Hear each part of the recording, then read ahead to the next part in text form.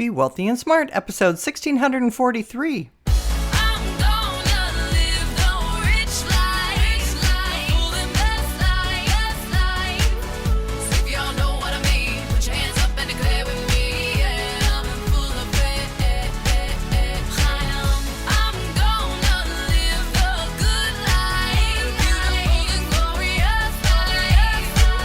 Step into a world of wealth and financial freedom without budgets, boredom, or bosses on Be Wealthy and Smart.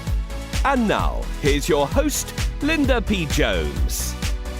Welcome to Be Wealthy and Smart. I'm Linda P. Jones, America's Wealth Mentor, empowering women and men worldwide to financial freedom.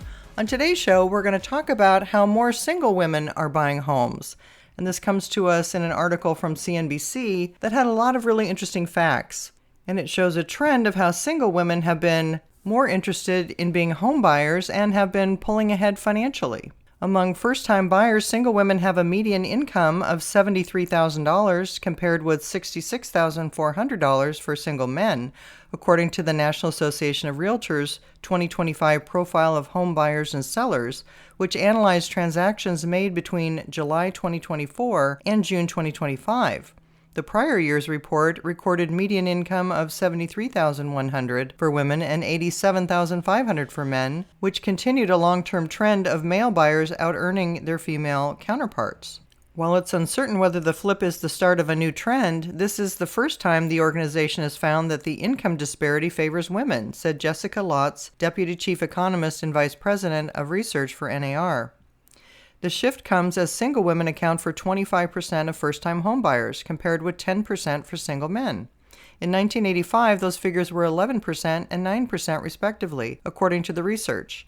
Among all homebuyers, 21% are single women and 9% are single men. I think single women understand how home ownership is a wealth-building tool. They make sacrifices, Lotz said. Nevertheless, men still out-earn women overall, according to the Pew Research Center. In 2024, women earned, on average, of 85% of what men earned, according to the organization. In 2003, that figure was 81%, and in 1982, it was 65%. Before that, women generally struggled to get a mortgage. Before the 1968 Fair Housing Act addressed housing discrimination, it wasn't until the Equal Credit Opportunity Act of 1974 that women could reliably qualify for mortgages on their own. Since then, the share of homeowners they represent has grown.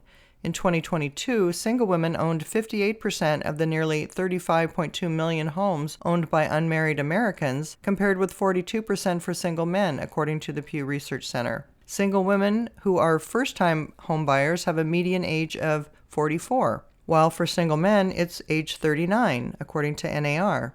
For repeat buyers, the age difference is small, age 63 for women and 64 for men. What I see is women are not waiting to either get married or find a life partner before moving forward and accomplishing their financial goals, said certified financial planner Nicole Romito, a partner at Private Vista in Chicago who specializes in single women going through life transitions, including divorce or the death of a spouse or partner. Homeownership is generally the top goal, or if not, one of the top 3 goals that clients want to try to work toward or maintain when we look at their overall financial plan, Romito said. Owning a home has become a more elusive goal in recent years for many Americans, as higher mortgage rates, rising prices, and a limited supply of homes for sale have pushed monthly payments out of reach for many buyers. For single buyers, relying on one income to qualify for a mortgage can make clearing those hurdles even harder, especially because home values have risen much faster than household incomes. From 2000 to 2024, median per capita income grew by around 155%, while median home prices increased by about 207%, according to a recent study from the Federal Reserve Bank of St. Louis. The median price of an existing home of any type in February was $398,000, according to NAR. Saving for a down payment and closing costs, amounts paid when you finalize your purchase, such as title insurance or property taxes, can be a heavy lift. It's difficult to save for a down payment while paying rent, Lotz said. That's when the sacrifices come in, according to Lotz. Among single women buyers, 41% said they made financial sacrifices to save enough to buy a house, compared with 31% of men. That includes cutting back on things like non-essential goods, entertainment and clothes, canceling vacation plans, and taking on a second job, she said. End of article. I agree that women understand that owning a home is a wealth building tool, but I also think there's a nesting instinct that women have. There's something about owning your own home, having your own place, being in control of your surroundings, and whether that's something that just makes women feel independent, or it's instinctual, or it's a wealth building tool, we may never know. But all of those things are probably part of the decision. Any way you look at it, it's good that more single women are able to buy homes today. I'm definitely in favor of that. If you haven't yet subscribed to Be Wealthy and Smart, hit the subscribe button and you'll be notified as soon as new podcasts are available. And all of my podcasts are on my website at lindapjones.com/podcasts. And while you're there, sign up for my weekly newsletter for more wealth tips for your financial freedom.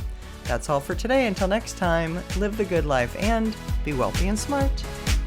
Thank you for listening to Be Wealthy and Smart with Linda P. Jones. Share the wealth and tell your family and friends about the show.